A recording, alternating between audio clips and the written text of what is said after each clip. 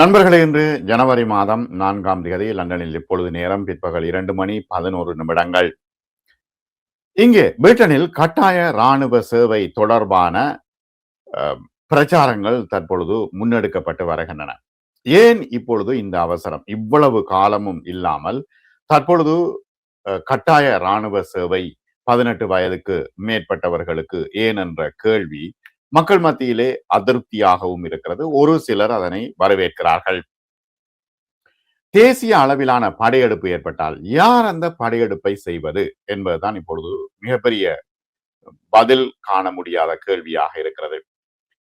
தேசிய அளவிலான படையெடுப்பு ஏற்பட்டால் 18 வயது உடையவர்கள் சேவை செய்ய தயாராக இருப்பதை 18 வயதுக்கு மேற்பட்டவர்கள் சேவை செய்ய தயாராக இருப்பதை முறையான திட்டங்கள் ஊடாக பரிசீலித்து வருவதாக தற்பொழுது இங்கிலாந்து தெரிவிக்கிறது. இந்த வளர்ச்சி தேசிய பாதுகாப்பு மற்றும் கட்டாய இராணுவ சேவை அதிகரித்து வரும் உலகளாவிய மோதல்கள் பற்றிய விவாதத்தை மீண்டும் தூண்டியிருக்கிறது. பிரிட்டனில் பலர் அதற்கு எதிர்ப்பு தெரிவிக்கின்றார்கள். அநேக மாணவர்கள் எதிர்ப்பு தெரிவிக்கின்றார்கள். மூத்த அமைச்சர்களால் தற்பொழுது இந்த திட்டம் விவாதிக்கப்படுகிறது.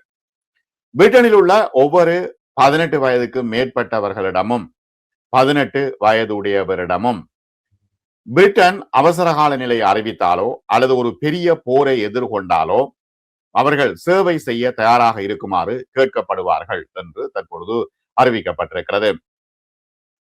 அதிகாரிகள் இதனை முழு கட்டாய இராணுவ சேவை என்று அழைப்பதை நிறுத்தினாலும் கூட இந்த அணுகுமுறை இங்கிலாந்தை கட்டாய இராணுவ சேவைக்கு நெருக்குகிறது என்றே இராணுவ ஆய்வாளர்கள் சொல்கின்றார்கள். இது பல தசாப்தங்களாக பிரிட்டிஷ் கொள்கையில் இல்லாத ஒரு விஷயமாகும். இந்த யோசனை பரந்த ஐரோப்பிய மோதலுக்கான அதிகரித்த அச்சங்களுக்கு மத்தியில் வருகிறது. ஐரோப்பா பிரிட்டனுக்கு அடிக்க போகிறதா? ரஷ்யா பிரிட்டனுக்கு அடிக்க போகிறதா? இல்லையே. ஆனாலும் கூட இவர்கள் இப்படியான ஒரு பதட்டத்தை உருவாக்குகின்றார்கள். குறிப்பாக உக்ரைனில் ரஷ்யா நடத்தி வரும் போர் மற்றும் முக்கிய உலக வல்லரசுகளுக்கு இடையே வளர்ந்து வரும் பதட்டங்கள் காரணமாக பிரிட்டன் ஒரு பெரிய அளவிலான மோதலை எதிர்கொண்டால் சேவை செய்ய தயாராக இருக்கும் இளைஞர்களின் எண்ணிக்கை குறித்த ஒரு தெளிவான விவரத்தை இந்த மூலோபாயவாதிகள் விரும்புவதாக அரசாங்க வட்டாரங்கள் சொல்கின்றன. ஆனால் 18 வயது உடையவர்களிடம் போராட தயாராக இருக்கிறீர்களா என்று கேட்டால் அவர்கள் இயலாது என்று சொல்கின்றார்கள். இப்ப இருக்கின்ற சூழ்நிலையில் வேறு தொழில்கள் செய்து கொண்டிருக்கின்றார்கள். அடுத்தது வேற சிந்தனைகள்ல 18 வயதுக்காரர்கள் இருக்கின்றார்கள். வாருங்க உங்களுக்கு இராணுவ பயிற்சி தருகின்றோம் என்றால் அவர்கள் சொல்கின்றார்கள் எங்களுக்கு இராணுவ பயிற்சி தேவையில்லை, நாங்கள் எங்கட பாட்டில வாழ்ந்து விடுகிறோம் என்று அவர்கள் குறிப்பிடுகின்றார்கள். தேசியத்தை வலுப்படுத்துவதற்கு நோக்கமாக கொண்ட ஒரு ஆயத்த நடவடிக்கை என்று அரசாங்கம் சொல்கிறது. ஆனால் பொதுமக்களை ஆயுதப்படைகளில் சேர்ப்பதற்கான உடனடி திட்டம் இது இல்லை என்று அதிகாரிகள் சொல்கின்றார்கள். ஆனால் இளைஞர்கள் இதை பற்றி கவலைப்படுவதாகவே தெரியவில்லை. டவுனிங் ஸ்ட்ரீட் செய்தி தொடர்பாளர், பிரதமரின் செய்தி தொடர்பாளர் ஒருவர் சொல்லும் பொழுது, எந்த ஒரு பாரிய நிகழ்வுக்கும் இங்கிலாந்து தயாராக இருப்பதை உறுதி செய்வதற்காக தேசிய பாதுகாப்பின் அனைத்து அம்சங்களையும் நாங்கள் வழக்கமாக மதிப்பாய்வு செய்கின்றோம் என்று பூசி மெழுகுகிறார். நெருக்கடியான நேரத்தில் பணியாற்றக்கூடிய தன்னார்வர்களின் சாத்தியமான ஒரு தொகுப்பை எவ்வளவு பேர் இருக்கிறார்கள் என்பது புரிந்து கொள்வதும் இதில் அடங்குமா. இப்ப சிங்கப்பூர்ல அந்த காலத்துல அவர்கள் சட்டம் இயற்றக்குள்ளேயே கட்டாய இராணுவ பயிற்சி என்று போட்டுவிட்டார்கள்.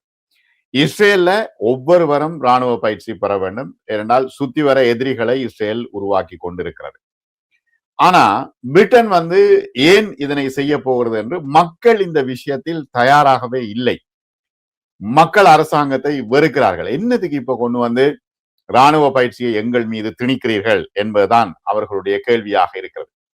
அப்ப அரசாங்கம் சொல்லுது என்னன்னா, இறுதி முடிவு எதுவும் எடுக்கப்படவில்லை, எந்த மாற்றங்களும் பாராளுமன்ற ஒப்புதல் மற்றும் பொது விவாதம் தேவைப்படும் என்று வலியுறுத்தி இருக்கிறது.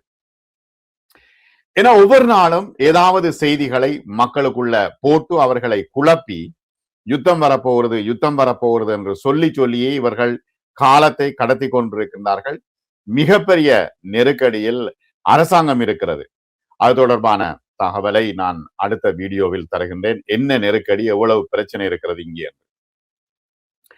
ஆகவே தற்போதைய திட்டத்தின் கீழ் 18 வயதும் அதற்கு மேற்பட்டவர்களும் ஒரு அவசர கால நிலைமையை எதிர்கொள்ள வேண்டும் என்று இவர்கள் பொய் சொல்கின்றார்கள்.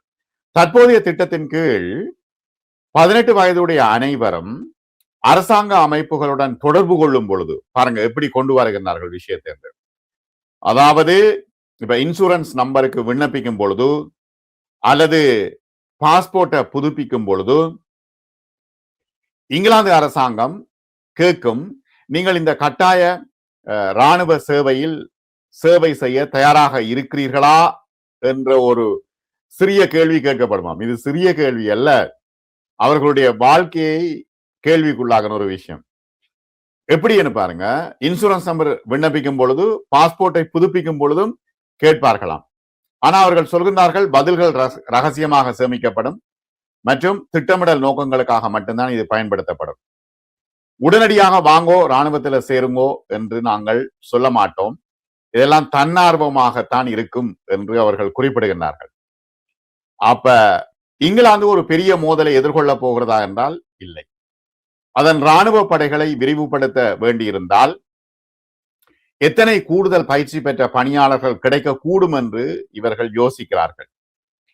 ஆனால் இளைஞர்கள் மீதான உளவியல் தாக்கம் மற்றும் உலகளாவிய ஸ்திரத்தன்மை குறித்த அரசாங்கத்தின் பார்வை இந்த இளைஞர்களை பதட்டத்துக்கு உள்ளாக்குகிறது என்று சொல்கின்றார்கள். பொதுமக்களிடையே எதிர்வினை வந்திருக்கிறது. இந்த முன்மொழிவுகள் வெளிவந்ததிலிருந்து நடத்தப்பட்ட கருத்து கணிப்புகளில் தீவிர சூழ்நிலைகளில் பணியாற்ற இளைஞர்களின் விருப்பத்தை மதிப்பிடுவது புத்திசாலித்தனம் என்று அந்த சேவையில் சிலர் சொன்னார்கள். ஒரு 18 வயது இளைஞர் சொல்றார், கேட்டால் நான் ஓம் என்று சொல்லுவேன், இராணுவத்துல பயிற்சி பெற போகிறீர்களா என்று கேட்டா ஓம் என்று சொல்லுவேன். இது தன்னார்வலர்கள் தான். ஆனா அது ஒரு தீவிரமான விஷயம் என்பதாலும் நான் தயாராக இருக்க வேண்டும் என்று நினைப்பதாலும் மட்டுமே அவர்கள் கூப்பிட்டா மட்டும்தான் நான் இதை ஓம் என்று சொல்லுவேனே தவிர நானா சொல்லவில்லை என்று சொல்கின்றார்கள். இருப்பினும் அநேக மக்கள் சந்தேகம் தெரிவிக்கிறார்கள். இது ஒரு தொந்தரவா இருக்குது. எனது வயது வந்த வாழ்க்கையின் ஆரம்பத்தில் ஒரு போரை நடத்துவது பற்றி நான் சிந்திக்க விரும்பவில்லை என்று ஒரு மாணவர் சொல்றார். இது அரசாங்கம் தன் நிலையாக எடுக்கின்ற ஒரு முடிவு என்று சொல்றார். ஓய்வு பெற்ற இராணுவ வீரர்கள் தங்களுடைய சொந்த கருத்துக்களை வெளியிட்டிருக்கிறார்கள். சேவை செய்வதற்கான விருப்பத்தை அளவிடுவது ஒரு முக்கியமான விஷயம். யார் சேவை செய்ய விரும்புகின்றார்கள் என்று பார்க்க வேண்டும். அந்த மனநிலையில இவர்கள் இல்லை என்று அவர்கள் குறிப்பிடுகின்றார்கள். சிவில் உரிமை குழுக்கள் இந்த திட்டங்களை மிகவும் கடுமையாக விமர்சிக்கிறார்கள். இப்ப இளைஞர்களிடம் போராட விருப்பம் இருக்குதா இல்லையா என்பது என்று கேட்பது உளவியல் அழுத்தத்தை ஏற்படுத்தும் என்றும், அன்றாட அவர்களுடைய செயல்முறைகளில் போர் போர் போர் என்ற கருத்தை இயல்பாக்கும் என்றும் அவர்கள் வாதிடுகிறார்கள். ஆகவே சிவில் உரிமை அமைப்பு போர்க்காலங்களில் இராணுவ சேவை ஒரு தனிப்பட்ட விஷயமாக இருக்கும். ஆனா 18 வயது உடையவர்களிடம் நீங்கள் போருக்கு வாரீங்களா என்று கேட்பது அவர்களுடைய வாழ்க்கையை தொலைத்துவிடும் அபாயத்தை ஏற்படுத்தும் என்று இங்கிலாந்து லிபர்ட்டி என்ற சிவில் உரிமை அமைப்பு சொல்கிறது. இப்ப 2ஆம் உலக போரின் பொழுதும் அதற்கு பிந்தைய ஆண்டுகளிலும் 1960 இந்த தேசிய இராணுவ சேவை முடிவுக்கு வந்த போது இங்கிலாந்து கடைசியாக கட்டாய இராணுவ சேவையை 60 தான் பயன்படுத்திச்சு. அப்ப மக்கள் போய் சேர்ந்தார்கள் நாட்டை காப்பதற்காக, அது சரி. ஆனால் தற்போதுள்ள சூழ்நிலையில் இவர்கள் என்ன யோசிக்கிறாங்கன்னா நாடு பிடிக்கிற விஷயம்தான். இப்ப கிழக்கு ஐரோப்பாவிலிருந்து தென்சீன கடல் வரை பெரிய புவிசார் அரசியல் மோதல்கள் குறித்த அச்சம் வருது. ஏனென்றா இவர்கள் பிரிட்டிஷ், நாங்கள் அமெரிக்கன் என்றதை உடைத்து கொண்டிருக்கின்றார்கள் சிறிய சிறிய நாடுகள். அப்ப இதன் காரணத்தினால் இவர்களுடைய பெருமையை பாதுகாப்பதற்கு மக்களை பலி கொடுக்க போகின்றார்களா என்பதுதான் தற்போதைய கேள்வி. இராணுவ விமர்சகர்கள் தற்பொழுது இது உசிதமானது அல்ல என்று தெரிவித்திருக்கிறார்கள். மற்றும் ஒரு காணொளியில் சந்திப்போம் நண்பர்களே.